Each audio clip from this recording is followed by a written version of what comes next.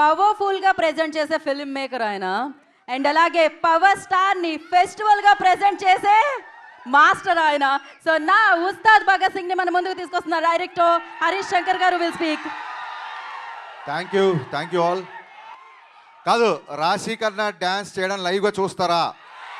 అయితే కామ్గా అయితే దానికి ముందు కామ్గా నేను మాట్లాడి వినండి, ఓకేనా? మీరు కామ్గా ఉంటే త్వరగా మాట్లాడేసి త్వరగా అమ్మాయి డ్యాన్స్ చేస్తుంది. 2 minutes.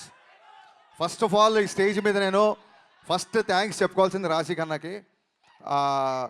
కళ్యాణ్ గారి డేట్స్ టైట్గా ఉన్నప్పటికీ నేను కాల్ చేయగానే జూమ్లో చెప్పనా కథ లేకపోతే ఫోన్లో చెప్పనా అంటే అసలు నువ్వేం కట్ చెప్పొద్దు, నేను షూట్కి వచ్చేస్తున్నా అన్నారు. సో షూట్కి వచ్చి కథ విన్నాక అప్పుడు ఫస్ట్ సీన్లోకి వచ్చారు. థ్యాంక్స్ రాశి, I'm always indebted to you. Thank you so much. And ఈ సాంగ్లో ఇప్పుడు మీరు రాశి స్టెప్స్ చూసింది చాలా తక్కువ. సాంగ్లో కళ్యాణ్ గారితో బట్టి కుమ్మేసింది రాశి కన్నా దీంట్లో. అండ్ థ్యాంక్స్ రాశి for coming the promotions also. our entire Ustad Bhagat Singh is so thankful to you. So sweet of you. కాదు, జనాలు చూశారు కదా, ఆల్మోస్ట్ 1500 నుంచి 2000 మంది ఉండేవాళ్ళు సెట్లో. కళ్యాణ్ గారిని ఫస్ట్ టైం ఆ కాస్ట్యూమ్ రెడీ చేసుకొని కళ్యాణ్ గారిని సెట్లోకి తీసుకురాగానే ఆయన సెట్ని జనాల్ని చూసి ఏమన్నారు తెలుసా? మీరు వినండి. ఇప్పుడు ఏంటి ఇంతమందితో నేను డ్యాన్స్ చేయాలా అన్నారు ఆయన ఫస్ట్. అనగానే సార్ మరి దేవిశ్రీ ప్రసాద్ ఇచ్చిన బీట్స్కి ఆ మాస్ మూమెంట్కి మరి ఈ మాత్రం స్పాన్ కావాలి సార్ అనగానే ఆయన ఏమన్నారంటే, సరే దేనికైనా మానవ ప్రయత్నం ఇంపార్టెంట్, నా ప్రయత్నం నేను చేస్తా అన్నారు. అనగా నేను కొంచెం అలా సీరియస్గా అలా చూస్తుండిపోయా. అప్పుడు నా మొహం చూసి ఆయన, నువ్వు అలా ప్రతిదానికి చిన్న పుచ్చుకోకు, సంపేద్దాం పదా అన్నారు. సో ఆ రోజు నేను ఏమనుకున్నా అంటే నన్ను మోటివేట్ చేయడానికి అంటున్నారేమో అనుకున్నాను. కానీ లోపలికి వెళ్ళాక నా ఫుల్గా డ్యాన్స్ కూడా చేయలేదు. ఫస్ట్ రిహార్సల్ జస్ట్ ఇలా చూసుకొని స్టార్ట్ మ్యూజిక్ అని ఒక రిహార్సల్ అది చేస్తే సెట్ క్లాప్స్ విజిల్స్ దద్దరిల్లిపోయింది.